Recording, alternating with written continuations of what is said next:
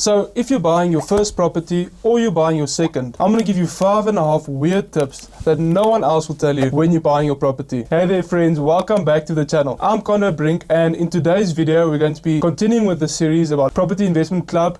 If you've got a better name for it, please comment down in the comment section, and you better stay tuned for the last tip because it can increase your rental income by nearly 2 times. Let's get into it.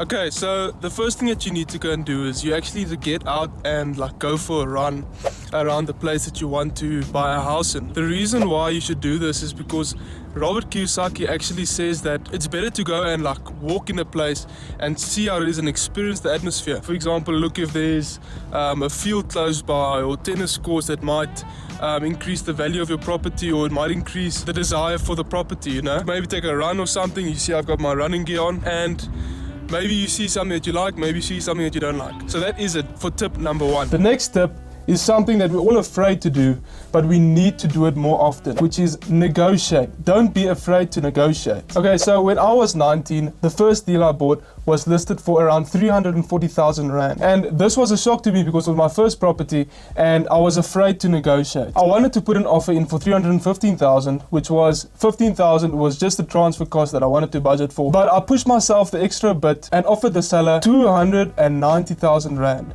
which is considerably less than the 340 they originally wanted. To my shock, they came back to me with an offer of 295,000. My second property that I bought recently, about 2 months ago, was listed for about 470,000. Initially, it was listed for about 550,000, but because I negotiated, I ended up buying it for 430,000, which is much less than what the buyer initially listed the place for. If you guys are interested in seeing how I was able to buy 2 properties before the age of 21, please click the link above, and you guys will see how I started from 0 and I ended up with 2 properties within 2 years.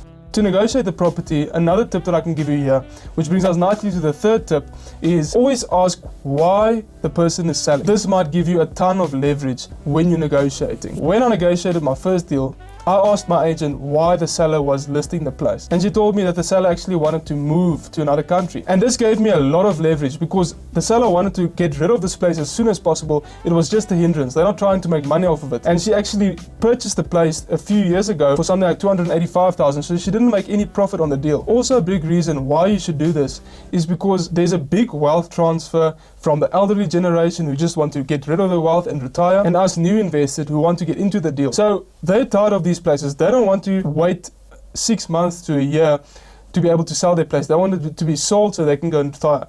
So this gives you a lot of leverage, and usually you can get great deals in real estate with this. If you are a new investor like I was, you don't have something like a credit score. So what I actually did is I got a credit card, and this brings us to the 4th tip.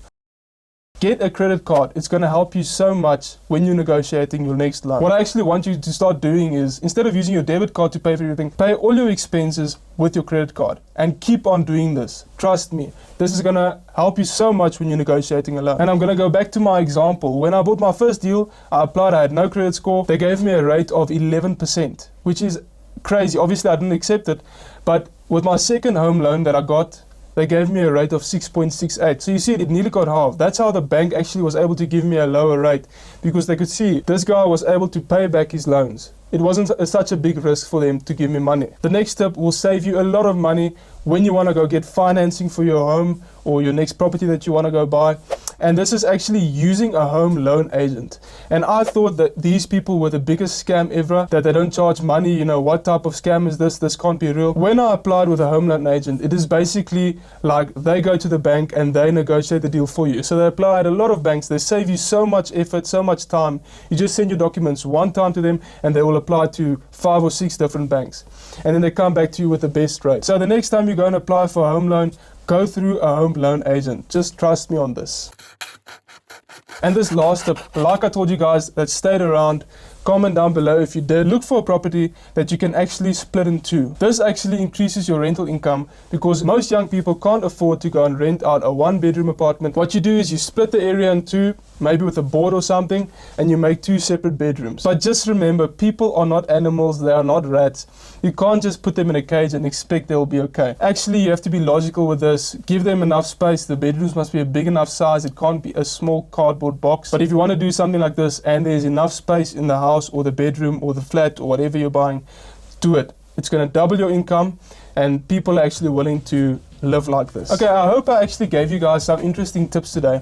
If you guys enjoy the content, please give me a like, a comment, and also subscribe to the channel. It will help the channel a lot as it is a small channel. But until the next video, guys, I'll see you next time.